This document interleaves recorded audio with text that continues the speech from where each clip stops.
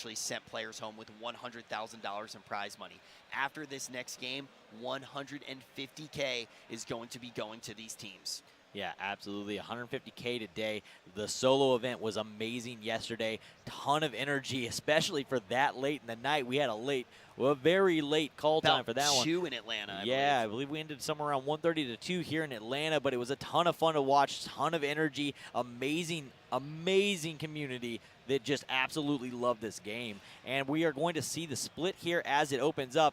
IG going to be going ahead and dropping down into PV along with Hale and Epsilon. Everybody else kind of spreading out. Denial with a strong start. Here again, going to have all of Harris Ridge to themselves. We'll have to see where this first safe zone goes, and we see a lot of grouping along the south edge. I'm going to probably say that we're going to end up somewhere near the southwest area of the map.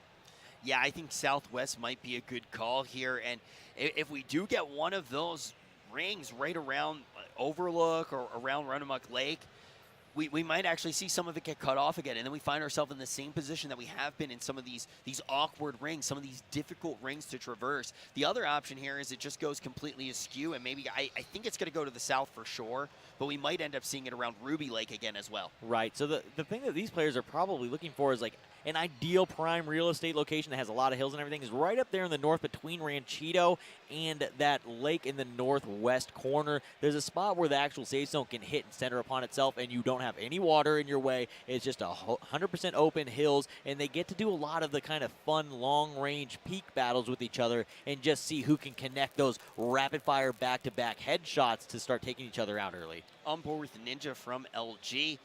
One of the guys we got to see in solos yesterday a little bit, JP2, one of the big slayers for this team so far in the team battles.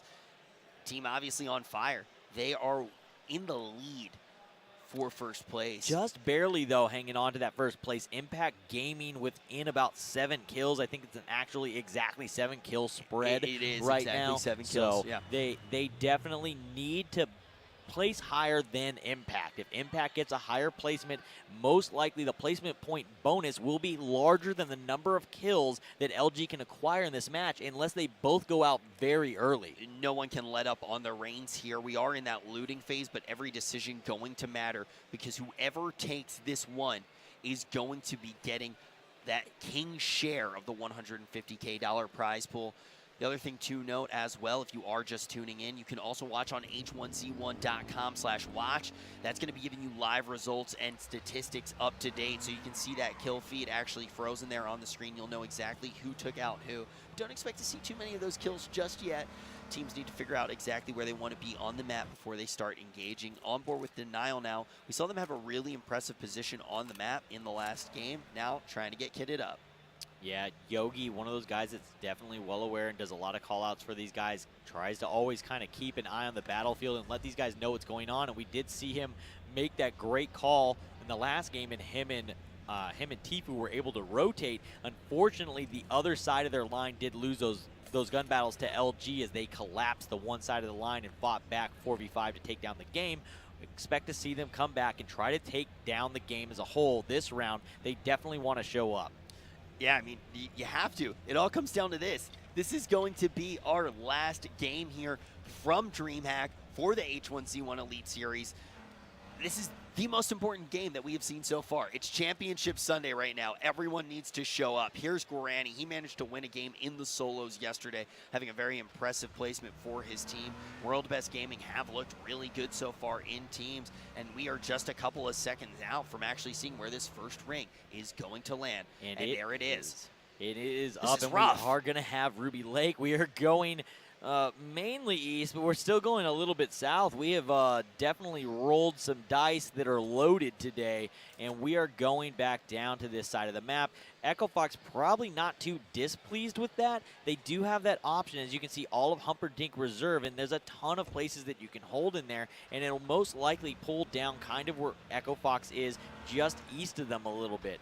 Now, the water is going to eliminate a ton on the south. It also opens up a ton of sight lines for players that are playing right around where Echo Fox is. They should be able to see anybody coming in from the west or from the south with a ton of space. You've got to cross a lot of open field to get to them. So if they can hold these trees right here to the east, they're in a very good position to play for the late game. But you want to be out there on the edge still and make those plays they made yesterday where you come in late to the action and do the cleanup, very similar to what we just saw LG do in the mop-up of Game 2. Yeah, you don't want to be the aggressor here in H1Z1 most of the time. You want to be the finisher.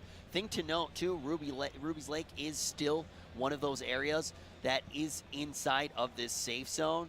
That island there has never had any payoff for the teams that have, in this tournament, who have grabbed that position. We'll see if anyone tries to hold it, but I assume that players are going to try to push on a more northern path. Yeah, it definitely has not worked out for anybody on that island yet. It has been a really rough spot. You typically, basically, have decided to 100% sacrifice your vehicle coming off of that island when the gas ring pulls away from it, unless it centers upon you, which is very low percentage chance in the grand scheme of things. It's typically just not a good idea. Mini going to make sure he takes care of all of those explosive barrels before he starts to loot throughout that camp. But we're going to hop on with the boys from LG, moving around together inside of that truck. And this isn't a bad area to have the truck in. Usually a lower priority vehicle, but there is some destructible content that truck Gotta take what you get, though. And there is the Lammy there for Drassel. That's a nice pickup for him. Definitely one that you want.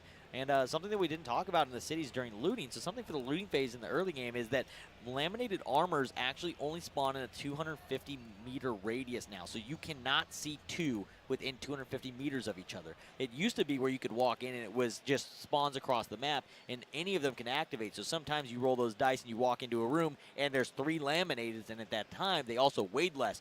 You could carry 2 extra lammies in your backpack plus the one on your body, and that's a new recent change and why we're seeing players have to get into the airdrops, grab one, throw it on the ground, grab the other one so somebody else can pick it up because they just weigh too much to be put in your backpack. Yeah, it is really big, the fact that you can't just be looting them nonstop next to each other.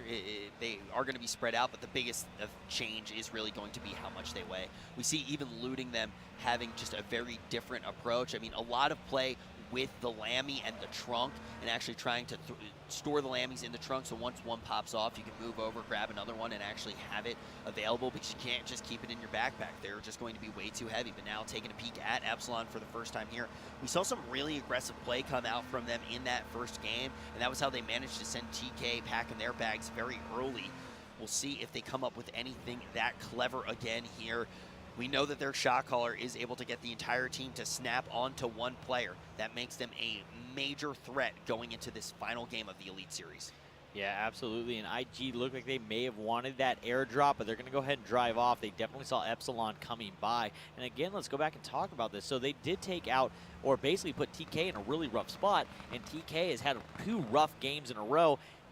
Does TK go for kills? Do they become that aggressive player? I can definitely see somebody like Linden talking to the guys and just saying, let's go in and give them a show. Let's go in there and just slay out. And I think that if they have the opportunity, I think TK will be more likely to try to take engagements in this round than they would have been earlier. However, first place, depending on positions of other people, first place is so many points that it might possibly be able to edge you up there, but I think that the teams played too consistently in Game 1 and Game 2 to open up the doors to allow Team Caliber to make it into that money contention. Yeah, I mean, that 12th place finish is going to make it really hard for them, but as you noted, the factor that may make them decide to go for that kill preference here instead of just going for placing would be the fact that these bounties are in place, so they're going to be able to pick up $100 per kill, and if they get the most bounties, an additional $3,000. But if they do go for that line of play, when do you expect to see them to really start lighting up the kill feed? I'm not sure that they can actually take down the 3,000 now that I think about it, because they went out so early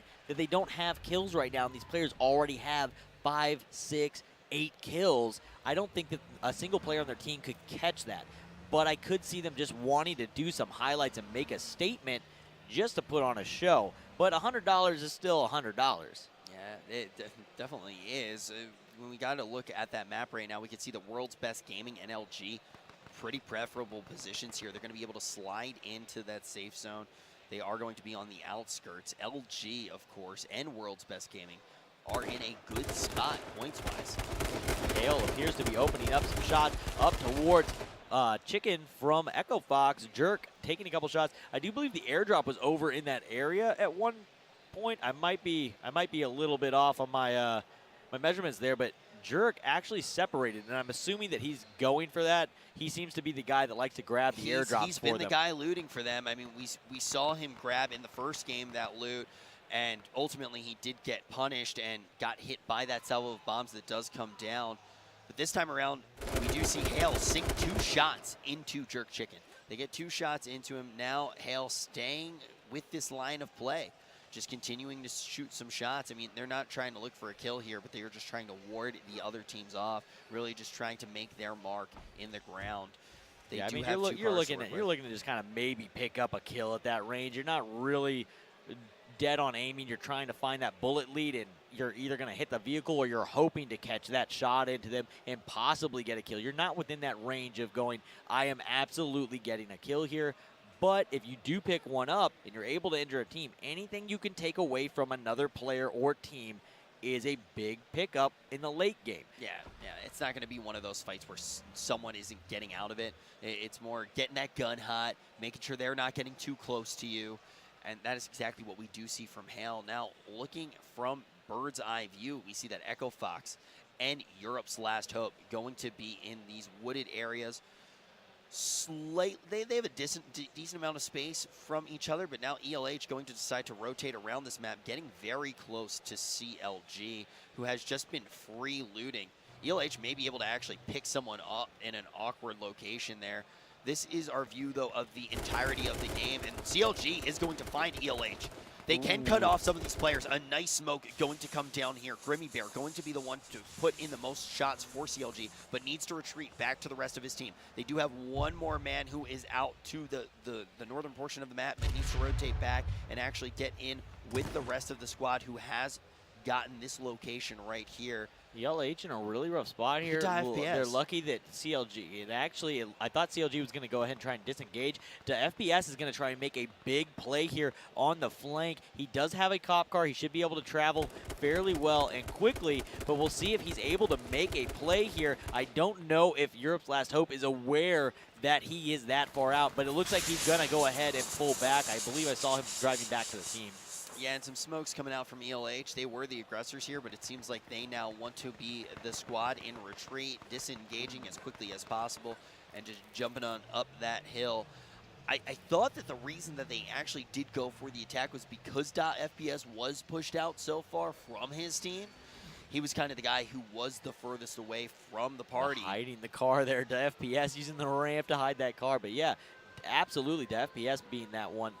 I absolutely thought what you were thinking there. I thought he was going to come in and make that play from the side. Yeah, at first I thought ELH was going to try to pick FPS off. Then it seemed like they didn't notice him, so it seemed like he was going to come in for that play from the side. Rest of his team putting down some very solid, distracting, suppressive fire. But now taking a look at this ring right now, I know you're looking at LG. LG, yeah, LG coming in, about to cross Ruby Lake, and they're going to end up with this island possibly unless they decide to go south. It looks like they're starting to rotate. They might be trying to decide still. Nobody in the immediate vicinity. They could use it, but again, if this safe zone centers, which it most likely will, somewhere to the east side, they will have to cross open water to get there. They have a little bit of room in the south that they can make use of, some ridge lines coming up there, or they could try and gun it right now and get past GS if GS slows down on that right side. Just want to reiterate, here in Atlanta, we have never seen this position on the lake, this island, pay off for any team that's taken it. It just has not paid off, and I think a big reason is what you touched on, the fact that when the gas doesn't go exactly your way, because it's most of the time not going to go exactly onto the island. You have to move across an open field of play. Team's going to be able to get some shots into you. On board with Pineapples now and the Denial squad. What do you think of the position that they have edged out for themselves here? It doesn't seem like a permanent home. It's definitely not a permanent home here. They don't quite have as much as they want. I think they might just be trying to grab a little bit of loot. Piney will hold that one far end.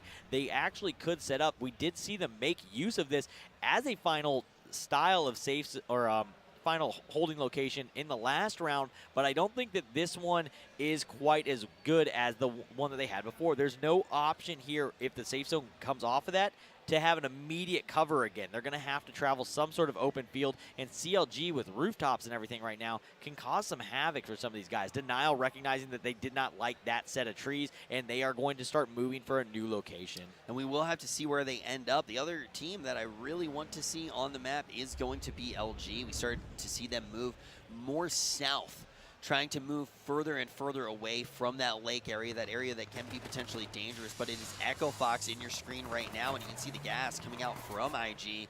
And Ooh, whoa, Candy Fan loss. going to pick up the first kill of the game. So this actually being the driver going down, as you can see, until the body despawns, CBK Flame cannot get in the car to drive it and get away. He has to wait for his teammate to despawn and get out of there. If you're going to lose a teammate, though, lose him in the car without the car getting damaged. He now has easy access to his loot as a worst-case scenario or best-case scenario after losing a player.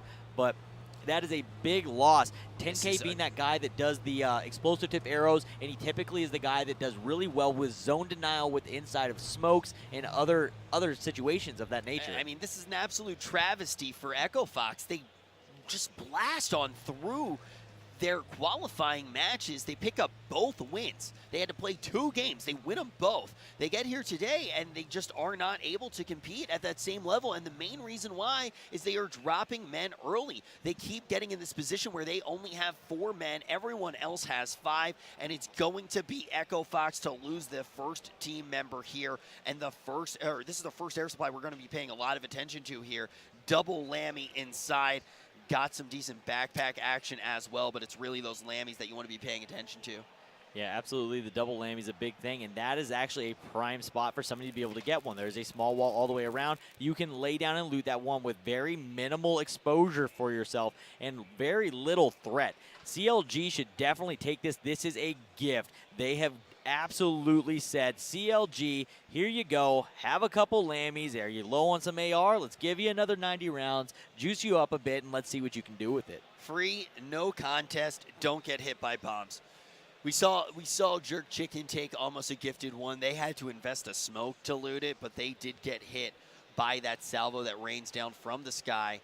Now we do see Nightwalker. He's going to have to figure out how he's going to grab both of the Lammies here. He's going to go ahead and drop one into the car, jump out, grab the other one, get back in, and bring him back to the team. Perfect play there. He's going to be able to, just bring that Lammy on home. That's pretty happy to see your teammate bring that home for dinner. Now it is going to be Epsilon getting some fire into Obey. Obey, who we saw take that fight and end up taking that fight to the players of TK as they came down Veshine's Peak in the last round. Veshine's Peak going to actually be completely out of this safe zone. We're not going to be in that same area. We are going farther east and a different safe zone than we have seen. We ended up going south yesterday of Ruby Lake. We have not been out on this east side. There is a small chance here that we end up with a chaos ending, that it centers a little more left-sided and you lose half the safe zone to the water. There has been times where these safe zones actually pull into the water in the final circle completely, and all you have is 3 or 4 teams standing there just using crouches and jumps and spamming smoke nades and bullets until one man is left. Yeah, just trying to make their own cover. That could be the case here. I mean, there are quite a few ways that this gas can skew, but it's looking like we're going to be having a much tighter ring than we are used to. And yeah, Shurima Wizard may actually see Adrian here starting to get some shots in. He is still in kill range. It's going to be Adrian to go down, but it's the shots of Measley, not Shurima Wizard. LG, this team that was in such a good position, starts to play with fire here, getting way too close to this Obey squad. And you can see it's just a Dren. The rest of the squad's actually back over in a relatively safe area. Yeah, not able to get there necessarily in time. So Obey may be aware that LG is up there and kind of stalked Adrian and let him kind of get a little bit of loot. Adrian then realized that the doors across the way from him were open, starts moving back to get into his car. Players already ready to make that peek, take his helmet. One player took the helmet, one player took the head. Adrian's going to go down, and LG, who is in the top spot, is now again going to have to try and fight their way through this match with only 4 players up. You can't get comfortable at any point here in H1Z1, even if you are the leader in points going into this final game. But I will say for LG, in that last game, we found them in a disadvantage when they entered that final fight, and they did come out on top. But having a fourth man this early is such a detriment, and the win percentage just drastically did decrease for this squad. Look at TK, though. They have just been able to stay out of the fray the entirety of this game. They're trying to get back into this one. They're not going for that just blood-hungry slaying action. But now they are going to have to make that trek, and they are on a collision course with none other than Epsilon, the team that has put them in this terrible position. You know they're going to have a grudge. Epsilon popping out of that car early, sending a TK player home, getting them 12th place in that first game. Will TK find their revenge with Epsilon? Not sure if they're going to find it, but CLG, at least for this safe zone until the next one comes up, is in a really strong position with that building. They have a ton of visibility. They get to watch everybody else flying around. Just hang out and watch it. We know they've got a minimum of 2 laminated armors right now. They're feeling good. Probably feeling themselves a bit. We'll see how they end up playing out of this when the next safe zone's announced. But we do see Mini scouting out for Echo Fox up there in the northwest corner as they kind of rotate down. And we'll see if they can edge out a spot for themselves. Now, along the edge of the water on these lakes, as you can see as they're driving by, there are these ridge lines in certain areas that you can make really great use of. And Gorani with the WBG boys are going to open up and take out Flitch from Gangstars with a headshot and eliminate the 4th player of the match. Absolutely beautiful kill, too. You can see the shots coming in. We were on board with Gorani, but it was going to be his team member who actually secures that a little bit closer, having that clear line, able to get it right into the head of his opponent. And we are down to 56 players. Doesn't sound like we've had too many deaths yet, but this is actually quite a few for these early stages of team play. Just want to reiterate, if you are just tuning in, this is going to be the final game. Once we see where the points fall in this one, we are going to be able to crown our champion. $150,000 on the line, Championship Sunday from DreamHack Atlanta, and we are getting very close to that final ring, Supersonic. Yeah, we are just about there. This next ring announcement is where we are going to start seeing these fights just absolutely break out, and these players are going to have to fight their way for position or need to edge out and find out where players are not fighting at so that they can take over a great spot to come in and sweep in at the end and claim the victory and just rip the carpet out from under everybody else. WBG cutting across open territory right now, going to have to go as fast as possible, trying to hit the cover of these hills and these trees. Gonna swoop on down here. They find quite a good tree line, but it is going to be GS in the wooded area just directly across from them that they are going to have to worry about here. You can hear the sirens going. Who do you think has the best position currently? I am not sure. CLG has a great spot. I think if Echo Fox can edge out an area over there, they've got a good spot here. For a lot of these teams, like we have to bring it up, for a lot of these teams, this looks like an absolute mess. It is going to be difficult. Yes. Some of them have not been able to find a good spot to actually set up. We do see CLG, though, right now. They kind of have been able to take that roof. They are looking down from above, and they can see IG. IG has no business contesting here. Going to have to drop down that smoke, and it's not going to be enough. We're going to see Calzy straight through the fog, cutting down Candy Van. That's going to be 4 left for IG. Now they're all huddled up in a house. They are going to lose a dramatic amount of vision, and Echo Fox will be able to collapse in on them if they know that they are in that house. And look at this ring. It is getting so tight. Echo Fox, after the fight for the crown, they did a play on somebody in a cabin like this before, and it worked out really badly for them during fight for the crown. I don't expect them on a land to want to take a fight against somebody in a cabin. It did not go well. They were able to force them out the last time, but they decided to chase. I expect them to probably try and play a different direction this round. Heads may roll here. It's going to be WBG falling down first. Now Gorani going to try to pick up that kill on Zeki. Zeki at 25%. We see Rizar at 75%, but Gorani is in the danger zone. Only 10%. He does get the cover of the smoke, though. The shots slowing down for just a second here. Will Gorani be able to disengage? Isco, being this big slayer, needs to come up big for his team. Garanti trying to get back up, but it's going to be Gas Runner to fall from World's Best Gaming. They are falling left and right, and it is ELH coming out on top of this fight, but we do see some explosions come in, and Zeke going to fall to that. He was the lowest on his team. Everyone else going to be relatively healthy. Now, if Isco can get his slaying ability back online here, this could get WBG just back in this engagement, but overall, we are going to find this team in shambles. Yeah, WBG is definitely not in the spot they want to be. Gorani, Isco, and Fury are absolute monster players, though, and they might be able to play their way out and edge their way closer to the top, but I think it's going to be very hard for them going into the late game, being down 2 players already. That is a rough spot to play back from for anyone. Yeah, this is you kind of just need to throw your hands up in the air at this point and say, hey boys, we're playing for our lives, but ELH being unrelenting, Rizar still trying to sink a couple shots into the boys from WBG. They are in the position right now where being the aggressor may be the right play. Maybe they just want to get these kills on the board, and as you can see, they do have some solid lines coming in. They do have 4 members from their team up, man advantage into this fight. Shots coming in from Fury. Everyone on ELH still healthy. Isco going to be the one to take the first shot. Going to dip to about 90% here. Now it's MMX. He's going to connect onto Isco. He's all the way down to 10%. Turning his eyes, though, to Fury, getting him down to 75%. But ELH needs to finish their supper. They need to get one of the kills before they switch men. It's going to be Isco who does fall. Vago with the line on him. MMX going to finish it up on Fury. But all of a sudden, they're going to turn it around, and it is going to be Garanti. He gets popped on the helmet. He gets popped on the body armor. One more shot going to be able to do it. He does move back. He gets more armor on, and he gets on another helmet. MMX and Rizar, the guys who got most of these shots in, are still healthy. Memento going to find himself at 30% health, going to retreat. He needs to heal himself up. The rest of his team can find this kill, and it looks like they should be able to do it. Goodbye, Garanti, and goodbye to WBG. Only 11 teams going to remain. Yeah, getting pitched out there. He had nowhere to back up to. The only place when you end up in these tree battles is sometimes you have to take a fight. He was too low to do it, not going to be able to fight his way out of it. Echo Fox currently playing the gas right now. Looks like they might go for a big play rotation through the gas.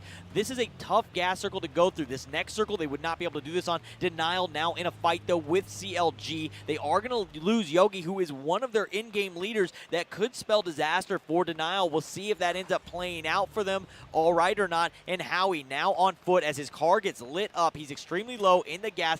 Gonna need to catch up to Flame, get a heal going. He needs to out heal. Both these players are gonna have to spend a ton of resources staying alive. We are on board with the FPS in the fight with CLG and Denial. Both teams that were in the top 3 in the last round going at it again here. CLG, that third place team. Denial going down in second. Gas pushing up onto CLG, though. Nightwalker gonna take out Sloth. This is bad for Denial, and we're going to see a member from TK. That's 2 members from TK in your kill feed. Carter gonna get traded out with that frag. And Echo Fox in the wing right now. That play may have just been cute. I don't know if it's gonna pay off, but ultimately another member from TK going down to the gas. Engagement not over yet. Ninja from LG going to fall. This was the team leading this series. They went down with an early man disadvantage. CLG looking bloodthirsty at this point, finding themselves in a good position. Now Echo Fox going to try to come out of the smoke. Howie popping out relatively low. Tries to get behind that rock. Throwable will be enough to save him here. Going to have to use that smoke. Vinny now dropping to 50%. And Jerk Chicken, or sorry, that's Flame, still rotating around with Chicken. Chicken finds himself at about 30%. Mini could just topple over at this point. Only 10%. He pops out, and Mini goes down to MMX, connecting on the head. Howie going to be at 50% here. ELH finds themselves absolutely surrounded by Fox, but all of the members from Echo Fox are low. ELH, if they get their backs to each other, should be able to take out the remaining members of Echo Fox. Yeah, Echo Fox is most likely in a situation they're not going to be able to play out of. Rizar still aware that Howie is over there. He is just waiting for these smokes to wear off. Howie still has a couple more to throw, it looks like, though. Throws out some sort of throwable. Flame and Jerk need to come up big here. They need to collapse either onto Vago or make a wide flank around back towards Howie, but CLG is on that side. Howie, I don't think, is going to be able to get saved. Rizar is going to find him with an assist from Memento, finish him off with a headshot, and IG is now throwing down with TK. Epsilon is going to be pinching onto IG as Shell Shock drops. MMX is going to go down to Jerk, who's finally getting finally find some shots into Europe's last What a hope, but gas! IG is going down quickly here. Epsilon, Obey, TK, everybody's here. IG going down quicker than they want to. I'm not sure how many they have left up or if they have anybody left up at this point. I mean, they went for the suicide run there, but the gas was absolutely beautiful. They really stuck it to Epsilon on their way out here. We also witnessed the collapse of TK. It looks like they're not going to be making that top 5, and they're not getting that much slaying going on the board. Now, looking at Echo Fox, I think that play may have just been cute, honestly. What do you think of that smoke play? They find themselves relatively weak. I mean, they were in a rough spot. I think they were hoping that more teams wouldn't be looking at them. They were going to be able to blast and maybe make a quick hop to take these trees away from ELH. With that death of Impact Gaming, though, LG is still in this. They're only 2 players up, but they were a 7,000-point lead for first place at the time. Shurima Wizard, though, now in a fight with Epsilon, and he's going to go down, and Piney gonna finally get picked up there. Actually, CBK Flame picks him up and then drops to the FPS. Flame shooting from the ground and finishes Piney off, and we just lost a ton of players from Hail. Epsilon now going to drop the smoke. They are engaged with Obey, but they are still relatively damaged from the engagement that they took with IG, and now you can see all of these teams taking that perimeter of this circle. Obey and Epsilon going to be exchanging a lot of bullets here. Balin, Apex Shay's going to fall really low, down to 30%. Balin's going to be able to heal himself back up. Obey looking relatively healthy here. 2 players taking a few to the flesh. Now going to try to move in, but this smoke cover is going to give Epsilon the advantage here. Epsilon needs to get these shots in, but all of a sudden they're still falling. Does Obey not know Epsilon is there? Heavy gonna go down to a grenade, long range from Mig there. Tifu gonna choke out on the toxic gas. Cutie Venom now taking shots from both sides. Blood Inferno gonna get lit. Mig, Cutie Venom both having to lay down. Obey on the aggressor here, trying to find them, but Epsilon is still behind them. Obey needs to recognize that there's people in those smoke nades and take that fight. Maybe they have, and they're trying to get the ridge line. Cutie Venom gonna go down to a shotgun from Beasley at close range. Epsilon coming in now and just absolutely mopping up Obey. Obey needed to take that fight to Epsilon rather than to Hale, who was already damaged, and CLG is now gonna push up and take the fight to Epsilon. Epsilon being one of the most disruptive teams on the map. Double Molly getting thrown out here. They want to be able to take down the 2 remaining members from Epsilon. Epsilon going to dance around them beautifully and trade in a Molly of their own. Now we're going to see Drazzle come online. He takes down a member from ELH. Epsilon, or LG needs to play their lives very efficiently here. If they manage to stay alive, they should be able to clinch first place. And Another LG is 2 out. players that, we see Drazzle get taken down. Chipsy gets taken down by Memento. Epsilon, though, still just absolutely disrupting this game, but finally, one of them gets taken down. That's going to be Apex Shay, and now Epsilon is going to be sent out. We got our top 4. Yeah, we're down to the top 4 teams. Only 7 left alive. Definitely not the situations that we have seen in other matches. Razar, full health, looks like he might be sitting inside of something there. He might be inside of either a camper or a vehicle. I'm not quite sure. Temp's up. Mig is up. It is a 4 versus 1 versus 1 versus 1. Mig gonna go down to the FPS. CLG definitely the team that is going to take this one down, but Razar making it car play for the second time. We saw him do this in pool play yesterday, or in group stages, I'm sorry. I mean, Did this there and got some positioning, so we'll see if ELH gets this, but CLG just needs to push. They're doing it very controlled. They don't want to drop a player and be that team that throws a 4v1v1. I mean, the thing is, too, is CLG pretty high up on this leaderboard. This could be big for CLG. They actually want to be getting all of these kills, too. Like, if Temp comes out here and randomly gets a kill or something like that from the other team that is left on the map, that could mess up CLG's placement. I think all of these points really going to matter here. LG still managed to get pretty far progressed in this 3rd game here, but it all comes down to this. Not going to let somebody else pull his play. Flame Hopper finds Razar in the car, gets the finish. Temp right here steps up, looks for the kill, gets one into Grimmy Bear, but he is going to drop. CLG takes down game 3 and possibly puts themselves in great contention to take down the whole tournament. They could be taking first place here. They were very high up on that leaderboard. I think they just secured it. I want to be taking a look at the placements from those first 2 games overall, see where everyone did fall, and then when everyone in the back is calculating these scores, see what happened in Game 3. LG definitely gave everyone a run for their money, and they came in with a man disadvantage in this one. They had some players drop relatively early, but they played it out very well. Drazzle being one of the players to hold it till the very end there. He was supported by one other player. I'm trying to remember who it was. No, it was Chipsy, right? CLG, actually. Yeah, LG was in there for a little bit, but they lost some players early. CLG, Counter Logic, is actually the team. No. I'm saying that LG basically held on for a long time. And because they were so high up on the leaderboard. I completely misheard you. Yeah, that can actually be a factor. They still could potentially get it, but I think CLG was up high enough that they should, just with that 170K. I think they were within range to take that one down. Yeah, and they get that additional slaying as well. Big win for CLG here. We're going to have to find out in just a little bit as we calculate the score whether or not they are the champions. Yeah, I mean, that game played out very different from what we saw in the first 2 rounds. Still a safe zone in that southeast corner, but a very different region, and that kind of shows how just a small shift of the safe zone can affect the game greatly. A small area change is a very different overall feel for how much cover and things that you can make use of and how those players can adapt to those safe zones. And CLG playing that one, as we called it from when they were inside the building, they had a ton of visibility. They basically got to see where everybody was going, where everyone was, and find themselves a perfect line into the safe zone to come in and just disrupt and eat everybody up as they were fighting. That is so important to talk about as well. I mean, CLG got on the top of that building, right? And now necessarily when the ring actually does collapse in on itself, they can't keep that building. So it seems like it wasn't necessarily a high-value place to perch for that long, but the reason that it is and it has such a huge impact on the game is because it allows them to scout. It allows them to pick their best route and the best POI to huddle up in when they do actually move to the new safe zone.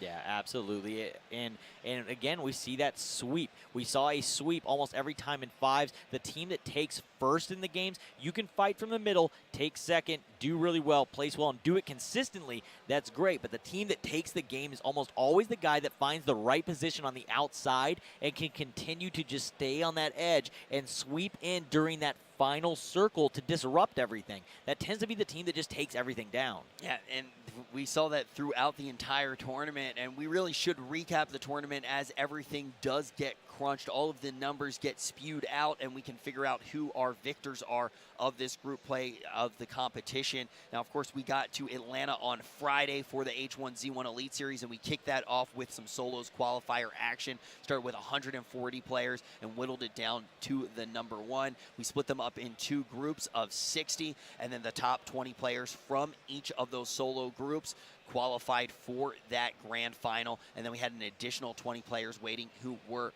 pre-qualified. Then we had the finals of that last night. We crowned our champion. And then from there, we should talk about actually the players who we crowned from that solo queue. Yeah, so I mean, players that came up big in the whole thing there last night. Obviously, Sweet Dreams from Rogue taking home the grand prize. Absolutely killing it, extremely consistent through all 3 games. At the point we saw Rogue, all the players in the front that were there watching their player make it, realized at the 10th spot, as soon as he went down, that it didn't matter. He was taking it home, took off and ran for it. We had Prox come in big, play very consistently as well. Very young player, 17 at his first LAN, takes down 2nd place and top kills after tying with Sweet Dreams, but wins the tiebreaker system. So he ends up taking home a bunch of extra money plus the original prize. And then Aladdin, who is also just an extremely consistent player in all 3 of those. I believe all 3 of those players I made top 12 every single round of the solo finals. And that's why we keep stressing that consistency is just absolutely key in this format. It's not necessarily gun skill. It really just comes down to being able to consistently play the game. There's a lot of back-end strategy that people don't realize is happening and being able to read your surroundings. Yeah, and 100K went out for those solo queues before even counting all of the bounty money, which is $100 for every single kill, plus an additional $3,000 for the first place winner. But we weren't done there.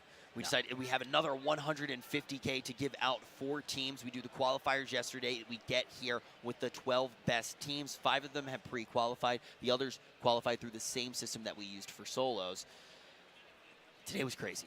Yeah, today was nuts. I love solos. I love fives. Fives for me, those end games are just so fun to watch and see how some of these teams outplay and do these funny things that we're seeing them kind of play out of cars. Flame Hopper definitely not letting somebody else use his pretty play. much in every single game. Players just hiding for placement, and it's absolutely key. But a thing that we didn't mention yet is just how ridiculous were these rings that we saw through all 3 games here in the grand final of We team used play. we used loaded dice here for the finals Absolutely today. Absolutely bonkers. Yeah. Absolutely bonkers to see the players have to adapt to something that was a difficult thing to adapt to, playing in these areas that they're not used to the final safe zones actually being in.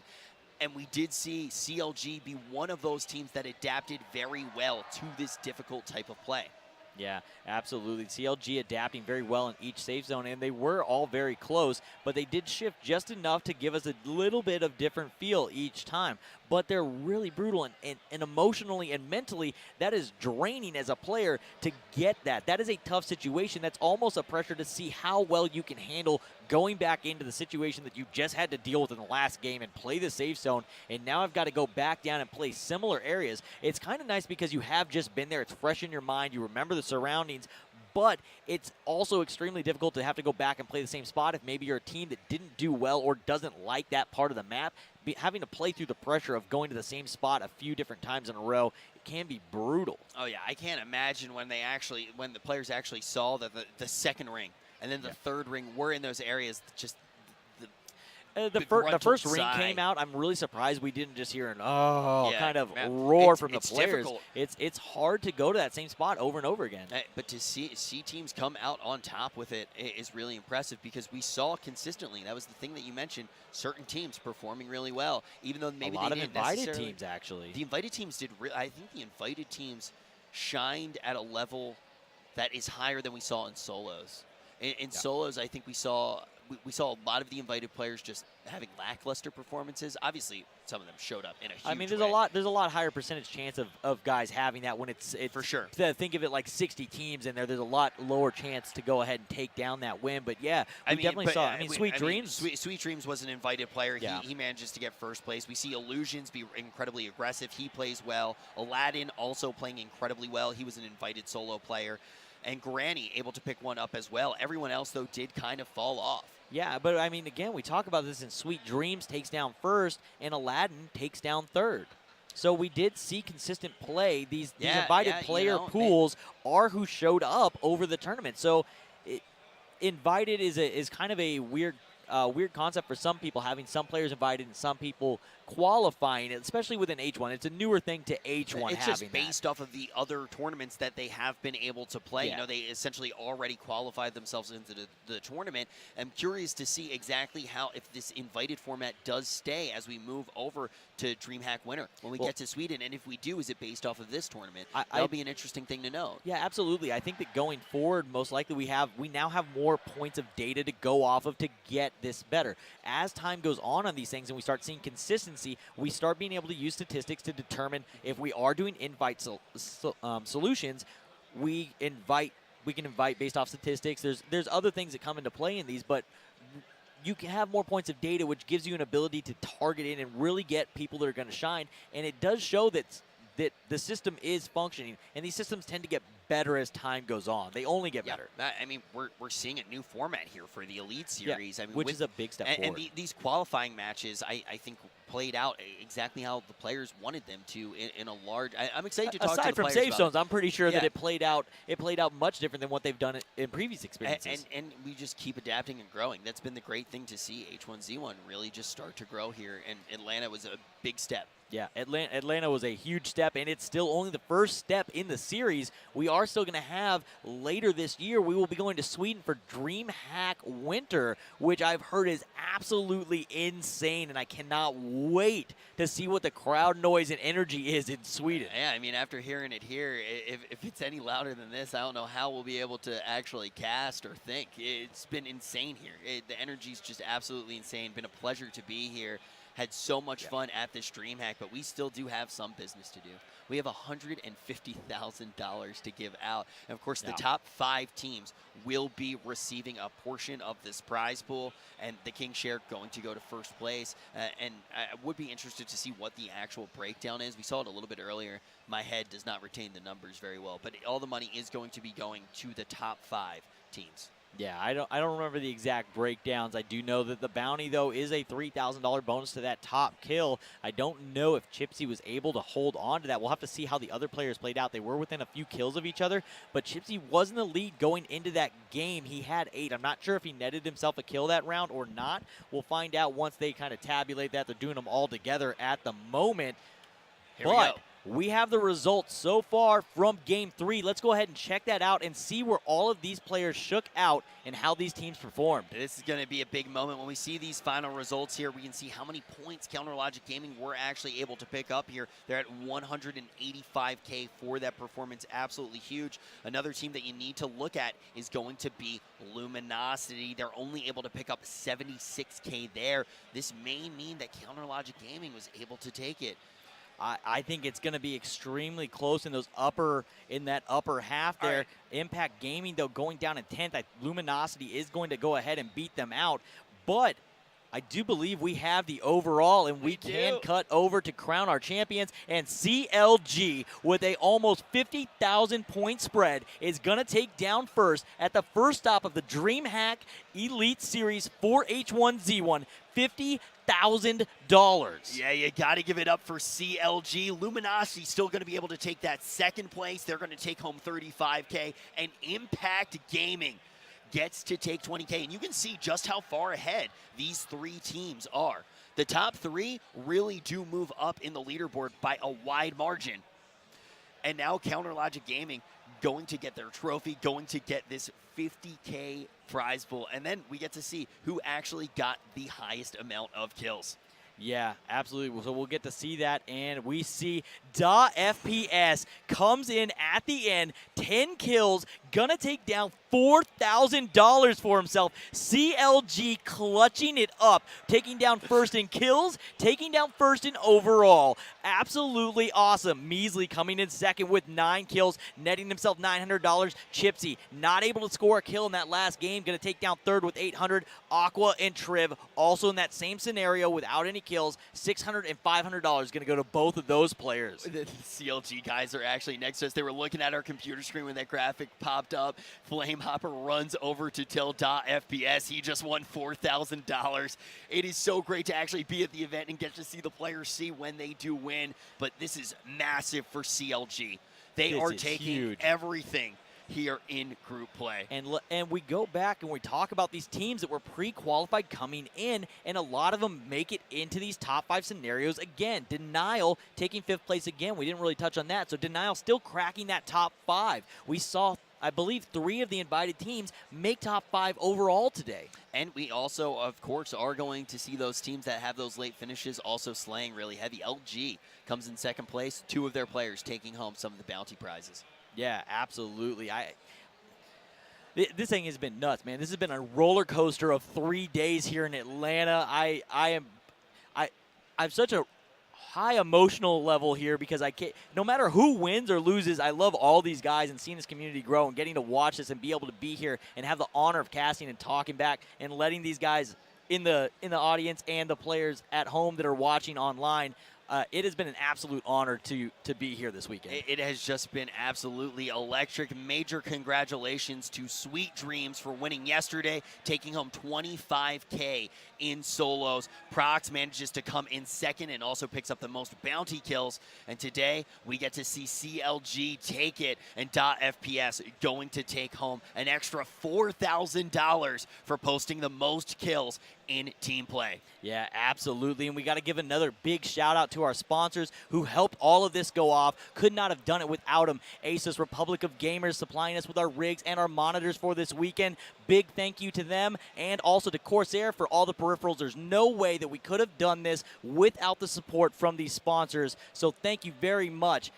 I mean, And I mean, it also just isn't a show without all of you guys watching at home. Thank you so much for being here with us all along the way, being in chat. It's just been so much fun, and we can't wait to see you next time. It's going to be at DreamHack Winter. We will see you in Sweden.